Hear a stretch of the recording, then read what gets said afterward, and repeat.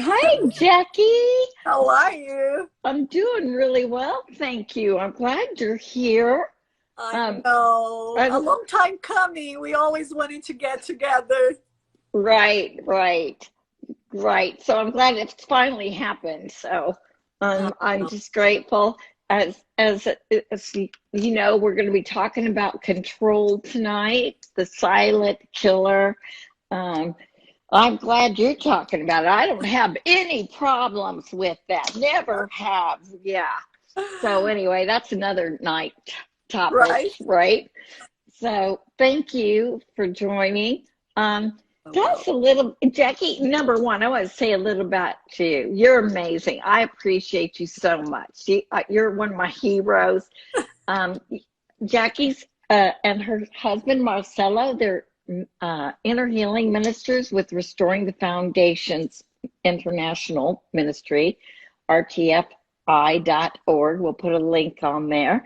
She's she's too young for this, but she's been a Restoring the Foundations minister for 14 years, and I'm part of that ministry as well. But I've only been around. I'm much younger. Don't go there. So only what since 2016 I've been in there. So but anyway, it's the ministry that helped me get freedom from bipolar addiction, um, etc. So I'm really grateful for the ministry. My people perish for lack of knowledge. So that's one reason we're talking about control tonight, definitely. right? Yeah. So they can find you at RTF Ministers on Instagram. rtfministers.orc, our Dot lesson. Orsi, yes, of course. Well, give everybody a little bit of your story, please. Yes, Lynn, thank you for having me. It's a pleasure to talk about our testimony. Sometimes we are still walking in freedom and we hold back, right? We wait for that moment when everything will be perfect. And I realize that those moments normally don't happen. We are in our process of sanctification. It's a daily Right. journey. So sharing with you and the audience today about control, it doesn't mean that I arrived. Yeah, well, I think two things happened. I realized control was a big part of my life, and I started my journey in dealing with it. So I think that's the only difference than maybe people that are watching now. There is always that realization of, uh-oh, I can yeah. see this.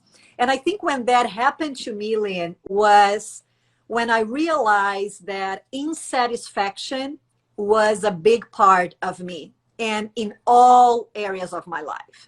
So, in my marriage, in my finances, in my relationship with the Lord, right? I Mm-hmm. remember we were blessed to buy our first apartment in Brazil.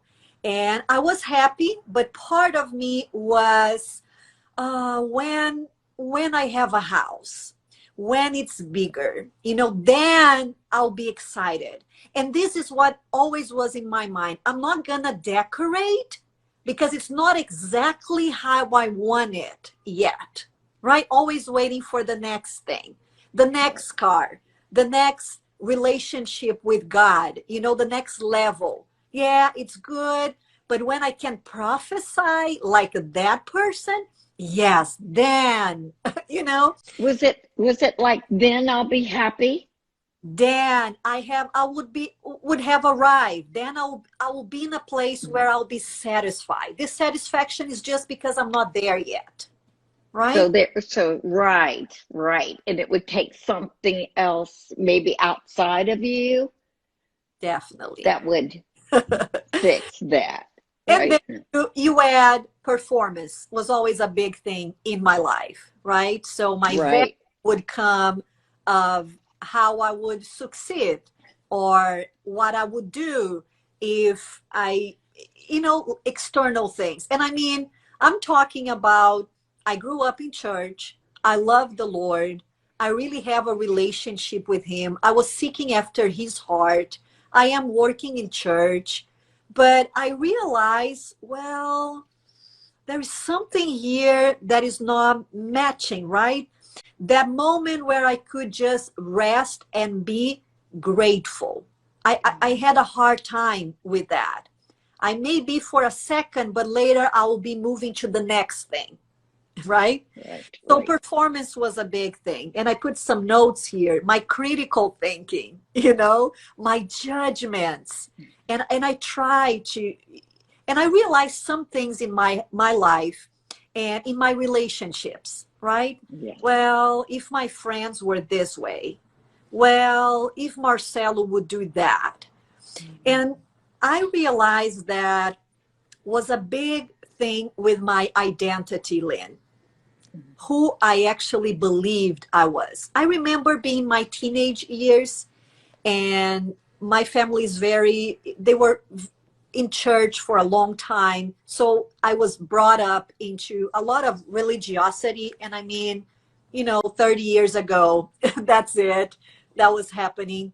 And I realized that I would go to the Christian bookstore, and the books that would draw my attention. I remember one title, the Mean Girls from the Bible. And I'm Okay. like, I found my crew.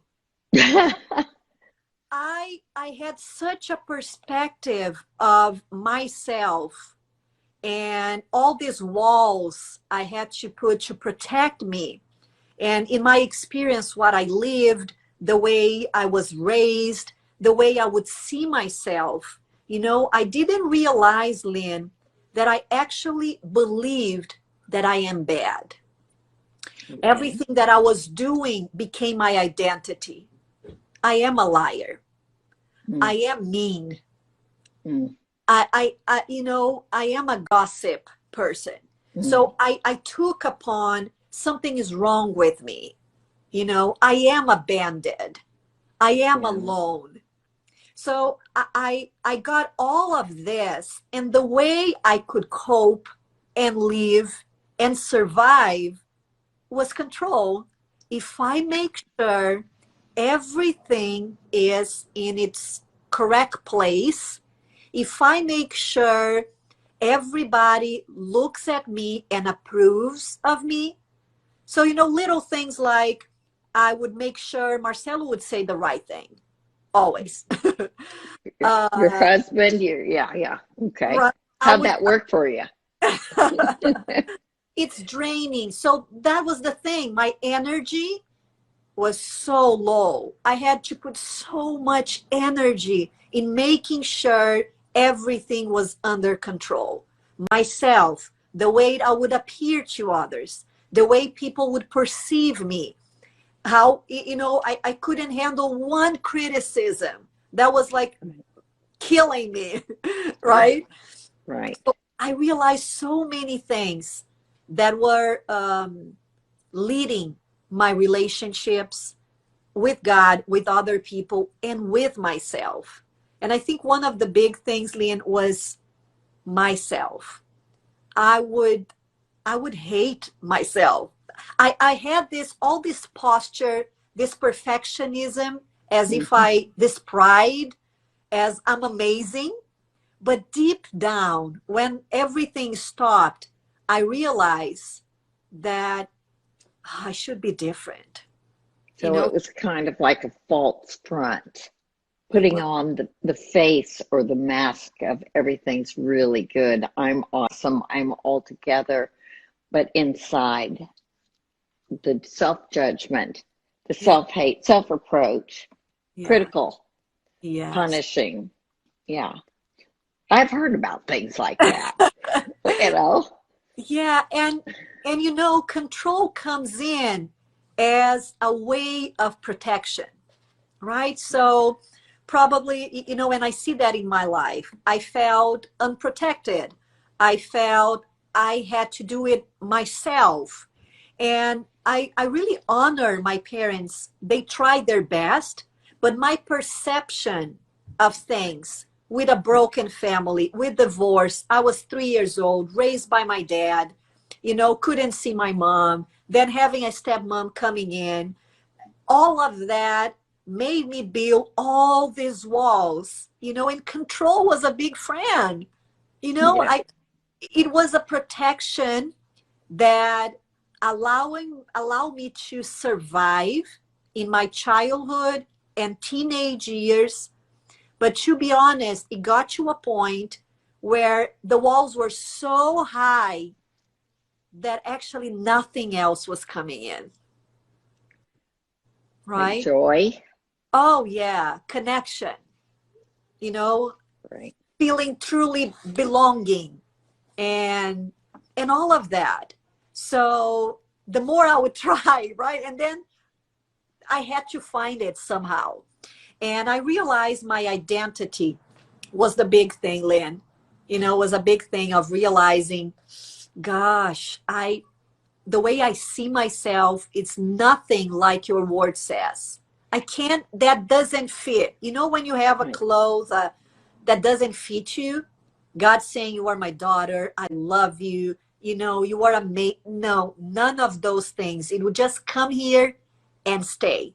It would not come to my heart You because in couldn't fact, receive it I couldn't receive it. and If embrace it. no, Right. that's Right. that was the hard part. So I would Right. say control was a good friend, for many, many years. And I didn't realize it, Lynn. I thought everything was fine until things were not.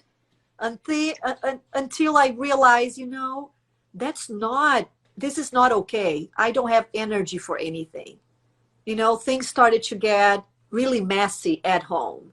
Or I would try to connect with people my way, and it just didn't work.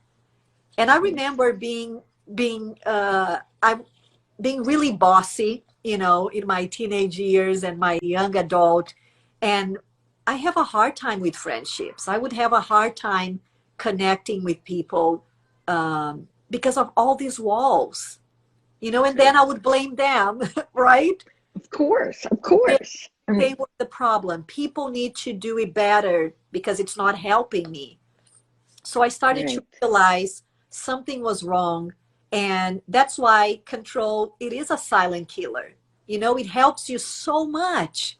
It you really survive through control, Right. right? Now, I also tried to control things. I wasn't good enough.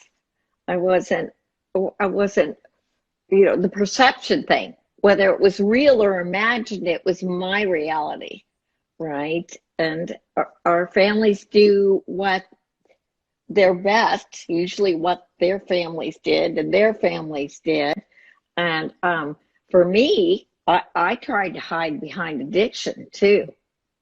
That perfectionism wasn't enough. So alcoholism had to be another one. And of course, then I was the life of the party and everybody liked me. Of course, that was my perception through a distorted reality that was trying to cover a distorted reality because it was about identity, right?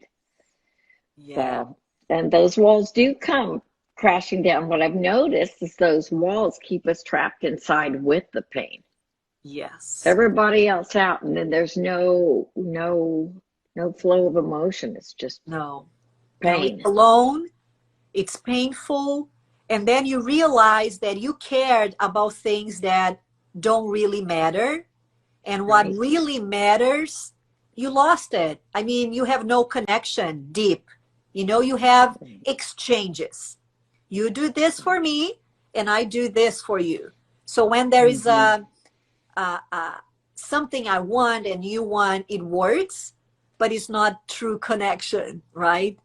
Right. And I realized that, and that was very sad. That was a grieving moment. I think I had to go through a season of grieving and realizing, wow, I am alone. I'm Mm. keeping people away, and I am defensive, and I need to make sure everything it's working perfectly so I feel safe, you know. And then you task become more important than relationships. And that's a big thing that I am still dealing with that, and it's a daily choice and walking in the new truth of who I am. And I'm seeing a lot of differences. And I think it's good for us to talk about the cycle of shame, fear, control, because, that's something that we RTF ministers, Restoring the Foundations, there's such a deep revelation of how much shame and the identity that we believe about ourselves, with the fear people will reject me, so I try to control. I put mechanisms in my life that would allow people to see and would cover this shame. And what I have realized, Lynn, is sometimes they look a little bit like how God created us, but it's fake. For example, you put pride in, so you feel like, okay, I'm good at this, I'm gonna succeed in this area, I'm better than you. But actually, God always told, his identity over me is that I'm perfect, that I have so many giftings, that I am the apple of his eye. So the fake, the counterfeit pride comes in. So I feel like I have a place when I actually have a place. Does it make sense?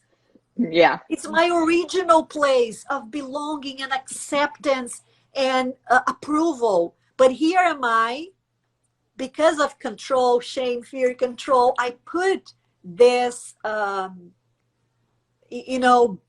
don't know.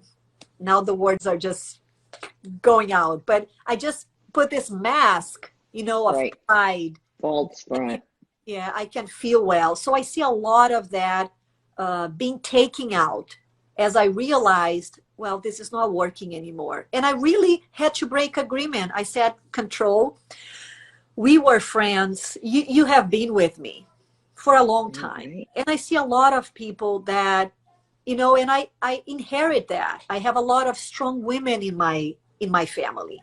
I was modeled that also. So I have a lot, had to deal with a lot of baggage of my, my family, that I thought life was like that, right? That's what it's to be a woman. So realizing a lot of things I had to, break.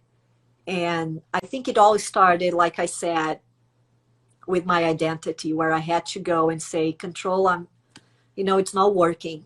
God, how do you see me? And I started to a season of grieving, sadness, and sometimes we don't want that, right, Lynn?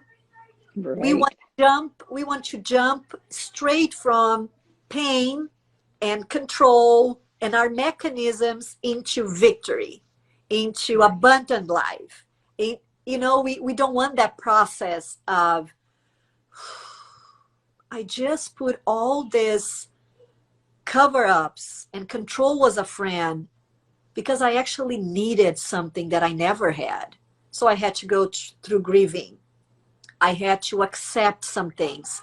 I had to make, release, forgive people, mature. There was a lot of immaturity, because I would blame people, and then I'll try my own way. I'm going to prove you I can do differently, and I'm better. And realizing that receiving God's love in such a deep way required me to go through grieving, feeling sad, allowing those feelings to come and not leave there. But, there's a season for that. So I could start receiving God's approval. And I remember many times what I would do is really, Lord, how do you see myself? Or I would just picture him in a throne, and God, where am I? I remember the first time I did the School of Ministry in Toronto when I was 18. And they said, okay, I want you to imagine God in the throne, You know, all the angels, everything is there. Where are you? You know where I was, Lynn? Behind a pillar. Mm. And that was a shock. I mean, I was a worshiper. I would lead worship in my church, right? So I Yeah. knew God, and his presence was strong. I was in church since I was 9, and my heart was for him. But I realized I didn't know who he was in a connection way, you know, something that I would have experienced not just when everything was good, when I was a good girl, a good daughter, Right. but when things was hard. So I think transformation and change, and it started when I realized it was not working anymore, and I said, Lord, how do you see me? You know, and I started to take time. It was hard. In the beginning, I would not accept those things. I thought it was silly. It doesn't mean anything. But the more I renounce those agreements with lies about my identity, the more I started to receive his love. And that was So, transformation. so some of those lies I heard you say, you tried to protect yourself. And so renouncing one of those and trusting God to be your protector. Is that what I hear you saying? Yes. And people sometimes think this is a instant moment thing, right? We think Right. we renounce the lie and immediately that fits us. I think there is a building, you know, it's like a tank, you know. Yeah. So I will be able to jump from my safety in myself, trust in myself, and jump into God when I have actually built something with God already. You know, sometimes we try to trust God, and this is here. We Right. and I feel there is a need for us to start building this trust with him and hearing what he says about us. Then we start letting it go, the lie. Then, you know, it's kind of this. It's not being, I It's don't a know if it makes divine sense. exchange type thing. It is an exchange. I remember telling the Lord when I was coming out of suicide, I will trust you till noon. Wow. That's all I've got. You know, I don't know if I can trust, I definitely didn't trust anybody else, him. And here I am wanting to kill myself. So that's ultimately where control failed because it can't sustain, only truth can. Yes. So I remember saying, okay, I've made it till noon. I choose to trust you till 5. Something's got to happen here. And little by little, then I could eventually give him more. But I hear you. You know, Yes. I can take that back and try and control the situation, fix, manage, and control. Um, Try and make it work for me again. Then my relationships suffer. Mhm. Then my the thoughts I have towards myself are definitely what God thinks towards me. Yeah. So, would you, you know, boundaries have a little part to play in this, don't they? I think so. I remember the first time I heard about boundaries, it sounded ridiculous. I was I like, thought they were mean. true. I thought, like, I don't know what these people are thinking. I can't see this. And Marcelo was a big advertiser of boundaries. And I'm like, you have no idea. This doesn't work. In real life, doesn't work, right? No. And I mean, my problem was not what most people have problem with boundaries. I was always the no person. My boundaries were too strict, you know? You have people Okay. without boundaries where you just allow people to come and go.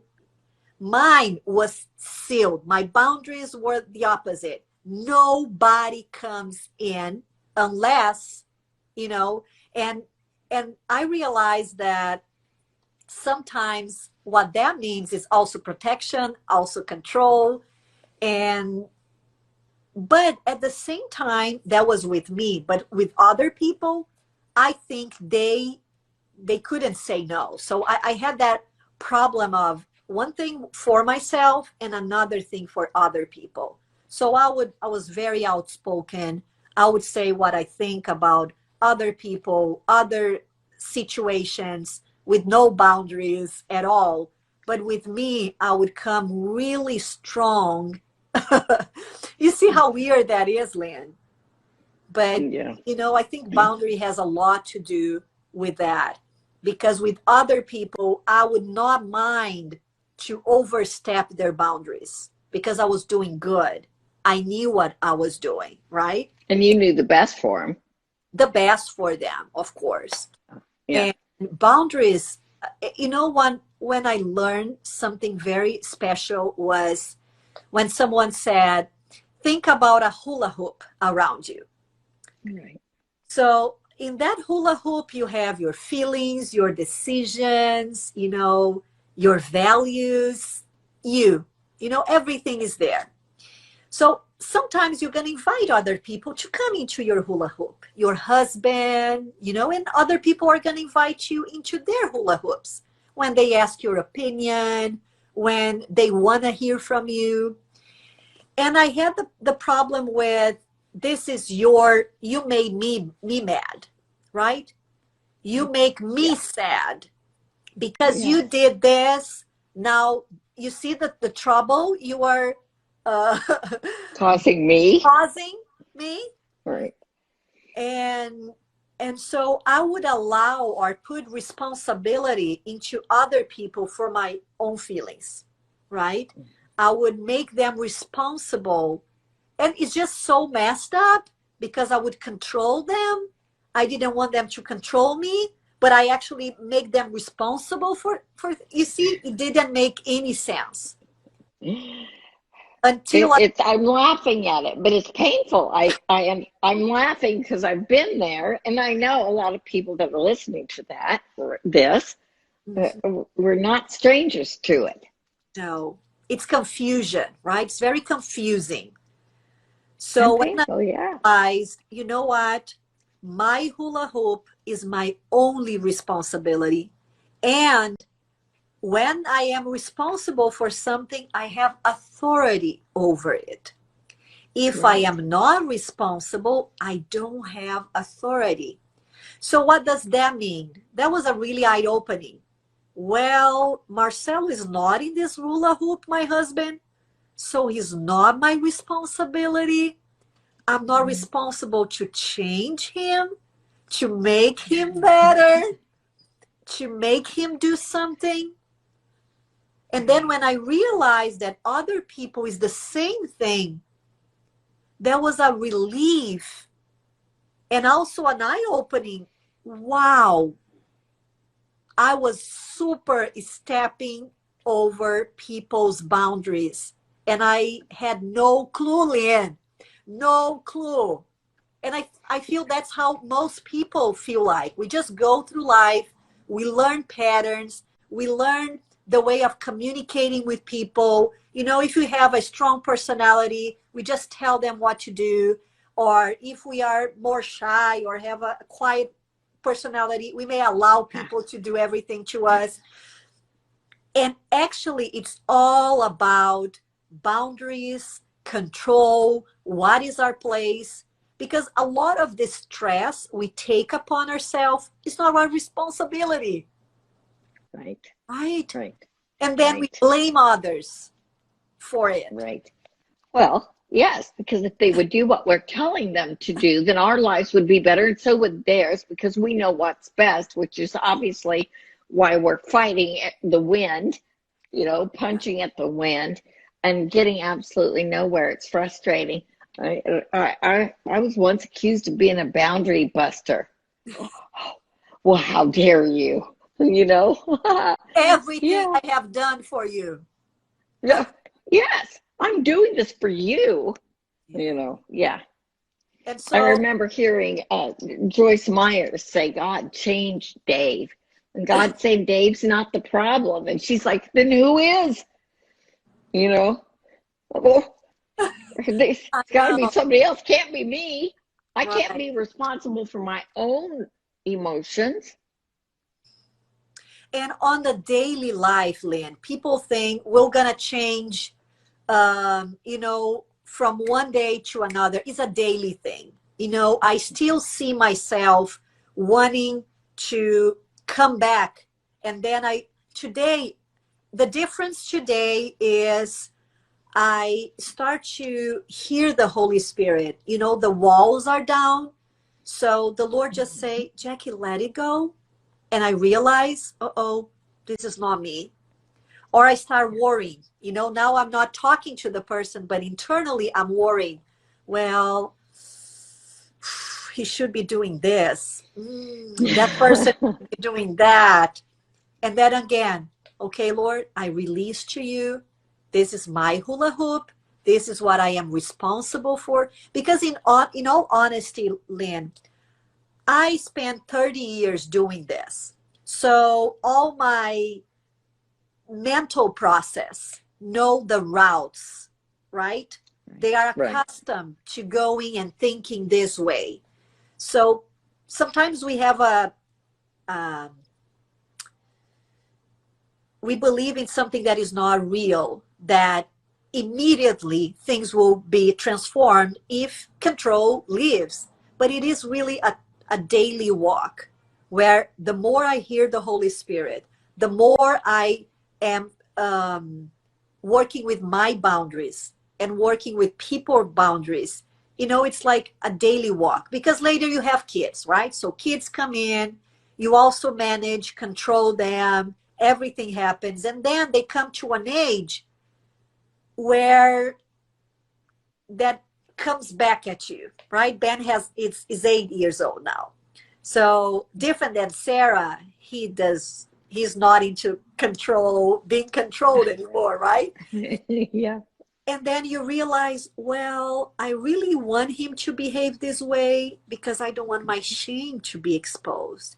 Because I think my identity is that I'm not a good mom and he's just going to expose that. So I need to keep, Lord, I give this to you. I receive your truth. I am a great mom. I am your image. You are the best, mom. You have all the nurture that I need to learn from. So I accept that. So you see, it's a daily exchange that I feel I'm going through because control was my big theme. Everybody has a big theme. That was mine. Hmm. And I remember Yes. Carol Arnott saying this. She had something with her relationship with her mom. And then years healing, and dealing with things. And she's like, God, is this never going to end? And she felt peace at knowing, this is your struggle, that you always need to come to me. There's always that need to surrender again. It doesn't mean you're not healed. It just means it's a sensitive area where it's so easy, you know, because you learn and you use some methods and tricks for Habits too. habits for so long that today is a daily choice, is a daily walk, is a daily decision, is a daily surrender where I'm like, God, yes, I give this to you. I release control. Teach me how to do this. It's learning a new way of life, Lynn. And I Right. don't think I arrived. I am in this process still. Right. Right. I keep having to remember that God's got this. Um, not. I heard somebody say, "Not my monkeys, not my circus," I love and that. I'm like, "Woke doke." We were in a situation with a group of people, and um, I'm like, somebody needs to do something about this. Right? You know, I needed to fix, manage, or control this over here because it was making things, the situation look bad. Well, no, it wasn't my business. Listen to this. So I'm working with the Lord about something, and then I'm struggling. I'm like, God, every group I go, I can't have real friends. I'm always putting in a place where I need to give. I can never receive, right? So I'm struggling. I'm telling God this. So I go deeper and deeper. And you know what I realized? I place myself on that place. I don't receive. I always want to give. Why should I have to talk in that situation where I could have just received from all those people? No, I had, we put ourselves in a position, and then we blame God. Why is nobody doing this or helping me? Because all I want is connection or receive from people. But all the signs and all the things I do is actually saying, you don't. you Yeah. you are placing yourself in a posture where you don't receive, Jackie. So you just say you want to, but you actually don't allow that to happen. So in little things like that, that is a daily thing, walking with God. And I think we call this life a silent killer because it truly is, Lynn, kills our joy, right? So now we are comparing ourselves. Now we are not content. We don't have a heart of gratitude. We blame, we are critical, we are judgmental. Judgmental. So you see, it's a lot. Yeah, it can be. So, it's that divine exchange again. Yes. I'm seeking peace, and there is no peace when I'm trying to control you. There's do you think you've covered legitimate and illegitimate control in that? Yeah. Yeah, I think we all have legitimate control, like what is inside of our hula hoop, Or right? hula hoop.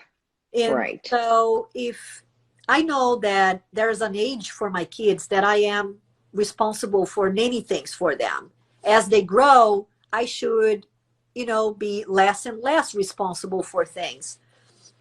And little things like, Ben going downstairs, watching a cartoon, and then mom brings my milk, bring my milk or something. And there goes mom, and he's already, I don't know, 7 years old. 40. Realize, I'm not helping him. But, right. So there is the legitimate control. But I think the illegitimate control is where boundaries come. We are not invited into jumping into people's hula hoops and telling them how to live their lives just because we know better. Just because, there's a lot of judgment there. I know how to handle finances. You're not handling it well. I know how to fix this and you don't. So I'm just helping. I'm just being a good, I don't know. We have that. Friend. A good friend, a good sister, a good daughter, a good mom. And then we realize, we are just trying to actually protect ourselves because we don't want to deal with that mess later. And I remember talking to a lady, she's going through breast cancer. And we did a series of self-care. And what she brings is the cancer that healed me. That's how she's calling the whole thing. She realized before she had cancer that she was in charge of her whole house. Control was a big thing. So the kids were already teenagers and they were communicating with her. Dad would come to her. She would make the communication with kids. Kid will complain to her and she would make the communication with dad. Very common. She realized that she took all the responsibility, and she was the center of the house. She was needed. You know, she would say, I don't want to be in the middle of this, but actually, you know, she would put herself there all the time. Like I was saying about, you know, needing people or and then she realized, she's like, you know what? If it breaks, if I let this go, it will break. But if it breaks, that's the solution. It will have to break. And I think a lot of people have a hard time to release control in because they are afraid things will break now. If they actually allow their husbands to be responsible for the finances once in a lifetime, things will go mad. Or if they actually, you know, trust their teenager with something, you know, a bomb will explode. And sometimes it will, you know, Right. but we try to protect ourselves so we will not experience that pain or feeling like I'll have to clean up later anyway. So let me just make sure I handle it now. You know, we have this amazing excuses, you know, that Hmm. don't allow people to grow. So it becomes a codependency, that Right. it becomes they need me, you know, and a lot of women are in this situation. Well, you know, if I'm not here, woo, Right. and then they Right. complain, you know, that everything depends on us. So it's Right. So we're either demanding or withdrawing. You know, you've got to do it like this, or you know, yes, can't. But that those shipwrecks moments. You know, if I take my hands off and there's a shipwreck, well, sometimes that's the way God gets our attention. You yes, know, and there's and a lot of treasure in shipwrecks. and You the know, more we handle it in our hands, the explosion may be big because we train people for maybe 20 years to depend on us. So now they are very codependent. Now they don't know how to walk with their own feet. So they will mess up. And it's hard to start, but we are actually, when we release them, we allow them to grow.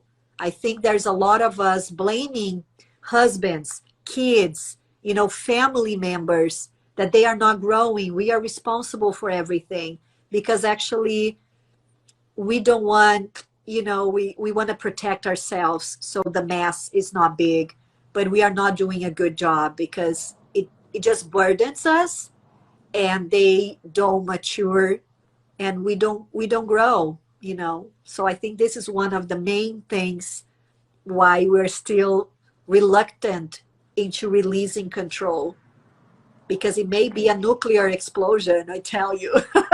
right. And you know, for the most part,